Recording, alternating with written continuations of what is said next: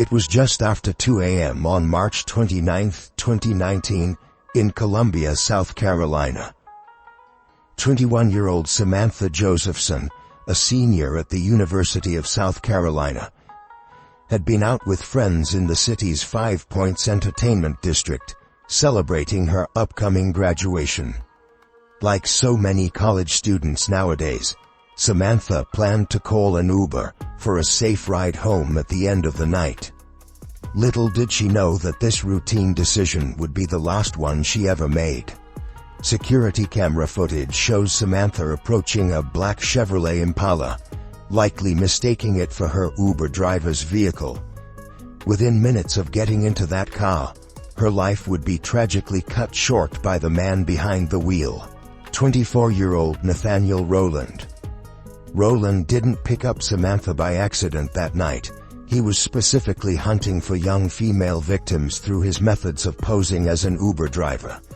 The unthinkable reality is that Samantha Josephson was trapped, abducted, and murdered in a random act of horrendous violence before her loved ones could even realize she was missing. Her body was dumped in remote woods over 60 miles away, left to be discovered by hunters 65 agonizing hours later. As details of this heinous crime emerged, the nation was left grappling not just with the senseless loss of a young life, but alarming questions about the safety of rideshare services like Uber and Lyft.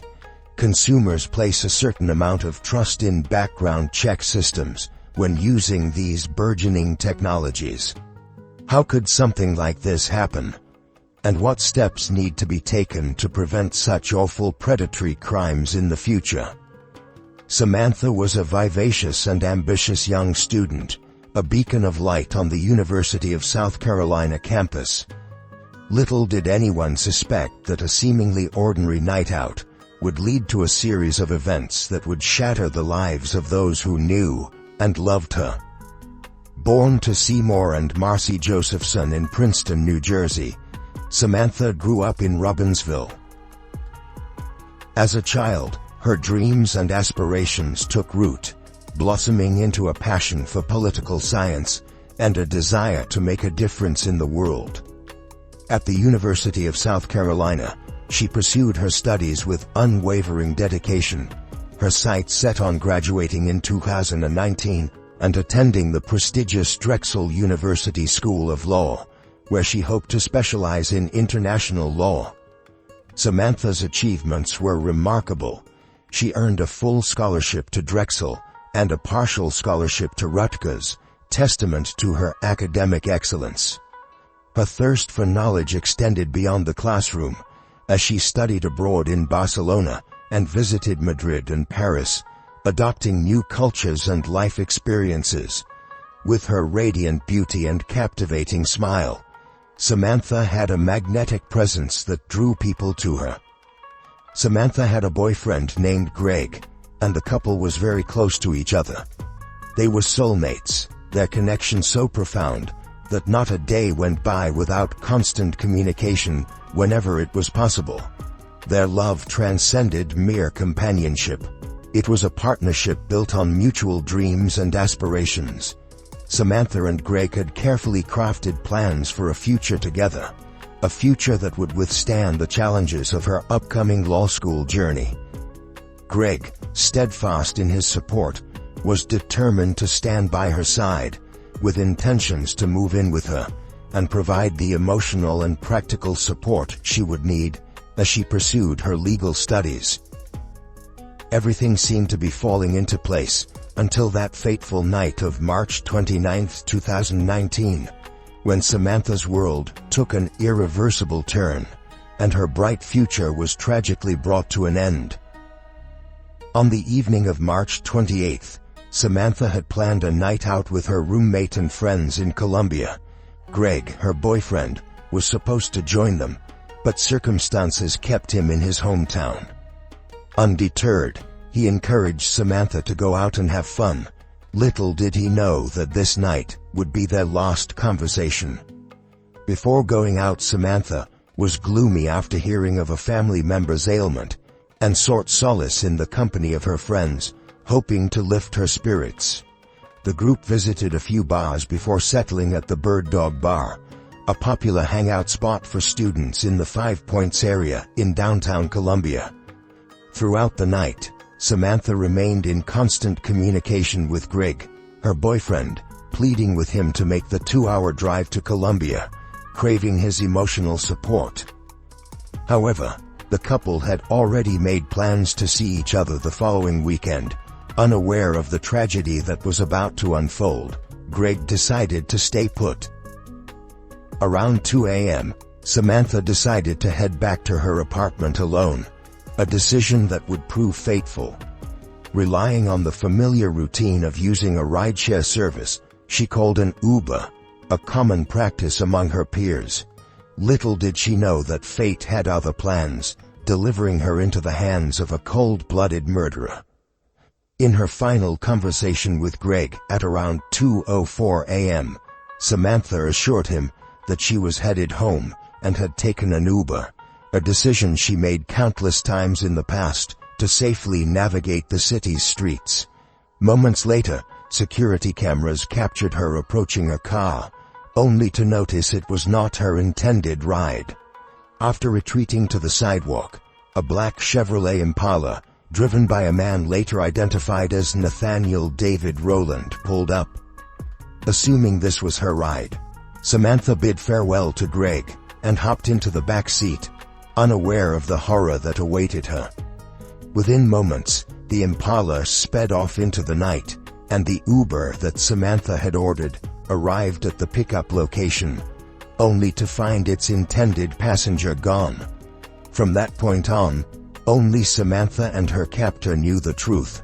She had unwittingly entered the wrong car, a mistake that would seal her tragic fate.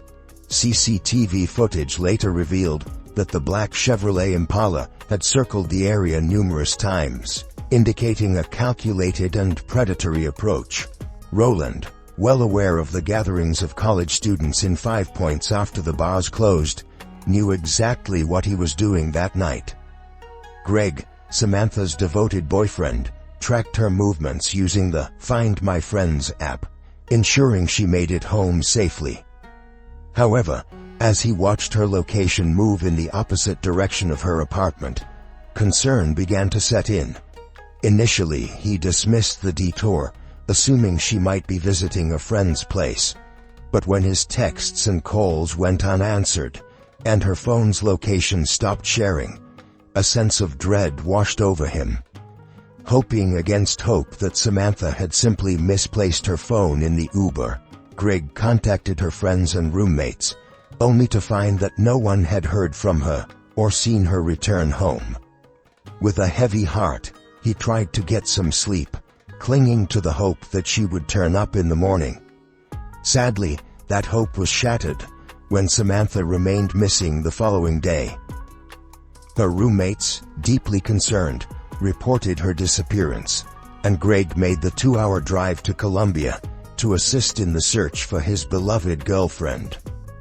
Less than 24 hours after Samantha was last seen on the surveillance video, a group of turkey hunters made a gruesome discovery in a wooded area in New Zion, about 65 miles away from 5 Points.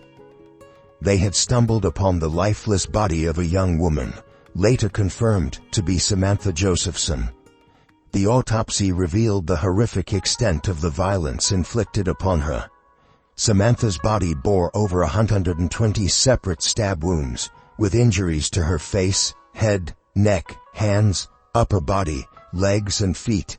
Her fingernails were hacked to pieces, a testament to her desperate struggle to shield herself from the razor-sharp blade that relentlessly tore into her flesh. The autopsy report indicated that she had been stabbed with a double-bladed knife and then dragged to the woods, her body nearly drained of blood. Investigators swiftly obtained the surveillance footage from the bar, which revealed the chilling moment when Samantha unknowingly entered her killer's car. The footage showed the black Chevrolet Impala circling the block several times, suggesting that the driver was actively hunting for a potential victim. It became clear that Samantha had accidentally gotten into her killer's car mistaking it for her Uber. The Uber she had called arrived shortly after, but upon finding no passenger, the driver cancelled the trip and left, unaware of the tragedy that had unfolded. Investigators believe that Rowland had used child-proof locks to trap Samantha inside the vehicle, leaving her with no means of escape. With the descriptions of the car widely circulated in hopes of finding the perpetrator before he struck again, it didn't take long for a break in the case to emerge. The day after Samantha's body was discovered, officers on routine patrols spotted the black Chevrolet Impala cruising the very same area where she had been kidnapped. When they attempted to pull the car over, the driver, identified as 24-year-old Nathaniel David Rowland, a resident of New Zion, fled on foot. After a short chase, he was apprehended, and the investigation took a chilling turn. Inside Rowland's car, officers found a child's car seat in the back, surrounded by what appeared to be bloodstains, prompting them to call for backup and treat the vehicle as a potential crime scene. As homicide detectives combed through the car, they uncovered overwhelming evidence: copious amounts of blood on the passenger seat and in the trunk, a bloody footprint on one of the rear windows, and Samantha's cell phone lying on the floorboards. Further examination revealed that Rowland had attempted to sell Samantha's phone to a pawnshop earlier that day, but had left it in the car when the pawnshop offered him a mere $125 for it. The detectives also found the child locks activated, confirming their suspicion that Rowland had used this tactic to trap Samantha inside the vehicle. During his interrogation, Rowland continuously denied any knowledge of Samantha's kidnapping and murder, even as the evidence mounted against him. However, a physical examination revealed traces of Samantha's DNA under his fingernails, a damning piece of evidence that contradicted his claims of innocence.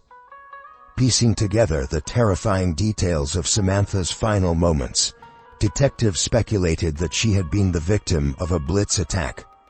The engaged child-proof locks led them to conclude that Rowland had activated them as soon as Samantha entered the car, leaving her helpless and trapped.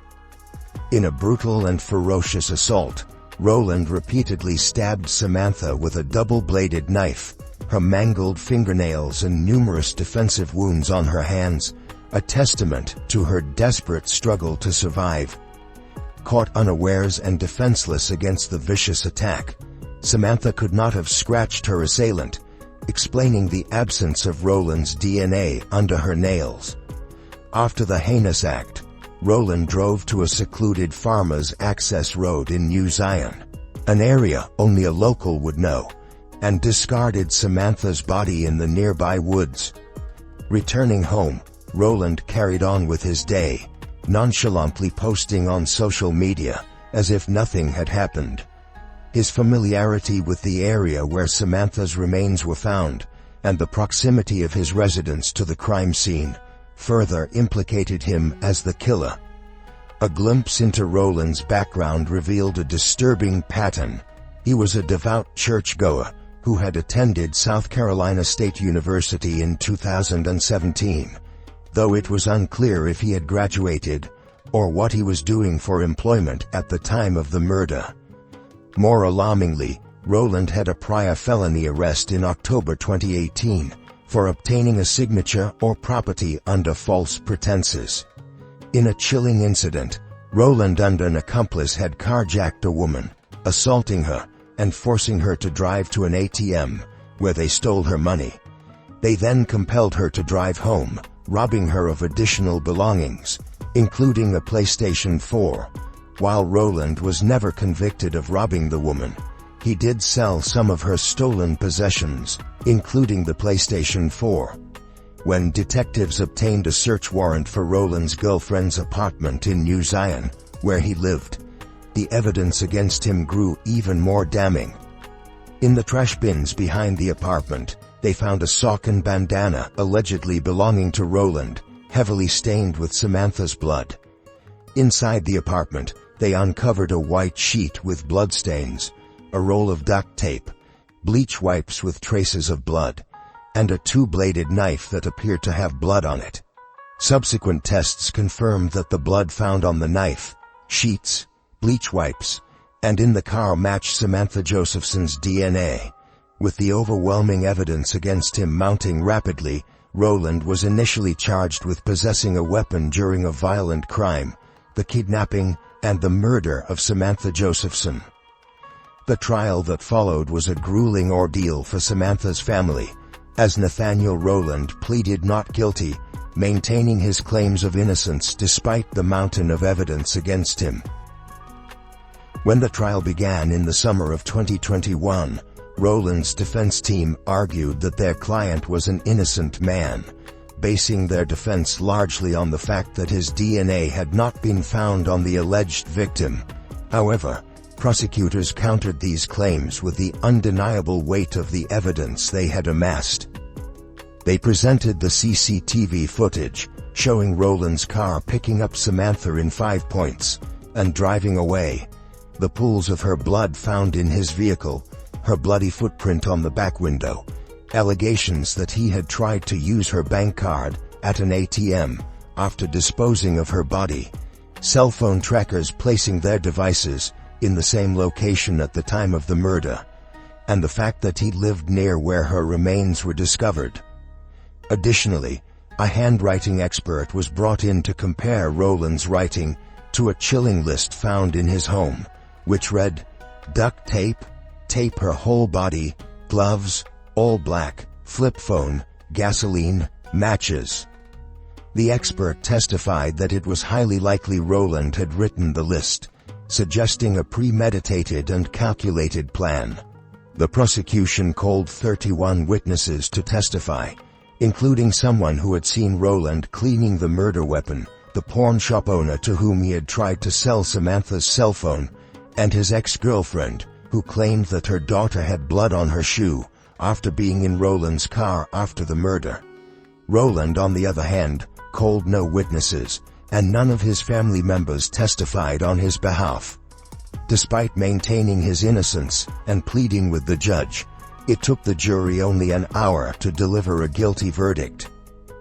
Nathaniel Rowland was sentenced to life in prison without the possibility of parole, a just punishment for his despicable actions, but little solace for the Josephson family, who had lost their beloved Samantha in the most tragic of circumstances. In the wake of Samantha's murder, her parents, Seymour and Marcy Josephson, took it upon themselves to ensure that no one else would suffer the same fate as their daughter. With this goal in mind, they started the What's My Name Foundation, which encourages people of all ages who use ride-share services to ask the driver to identify them by name before entering a stranger's vehicle. The Josephsons also promoted a safety protocol they called SAMS, which stands for Stop, Ask, Match, and Inform. This protocol encourages rideshare users to be vigilant and take proactive steps to ensure their safety. In the aftermath of Samantha's murder, the rideshare industry also took steps to protect drivers and passengers alike. One of the safeguards implemented was the issuance of a personalized 4-digit code that riders could use to confirm through the app that they were getting into the right car. Samantha Lee Josephson's untimely death sent shockwaves through the hearts of her family, friends, and the community she touched. The pain they bear is immeasurable, a testament to the bright light that Samantha was in their lives. Her story serves as a stark reminder that tragedy can strike unexpectedly, and her memory should inspire us to be vigilant, look out for one another, and work collectively toward creating a world where safety and compassion prevail. As we reflect on Samantha's life and the senseless circumstances that led to her death, we are reminded of the fragility of life and the importance of cherishing every moment. Her story is a call to action, urging us to be more mindful of the potential dangers that lurk in the shadows of our daily routines, and to take proactive steps to protect ourselves and those we love. While the pain of Samantha's loss will never truly fade, her legacy lives on through the actions of her family and the initiatives they have championed to promote safety and awareness. May her story serve as a catalyst for positive change, inspiring us to be more vigilant, more compassionate, and more dedicated to creating a world where tragedies like this never occur again. In the end, Samantha's life, though cut short, was a bright flame that illuminated the hearts of many. Let us honor her memory by carrying that light forward, spreading warmth and kindness in her name, and working tirelessly to build a safer, more just world for all.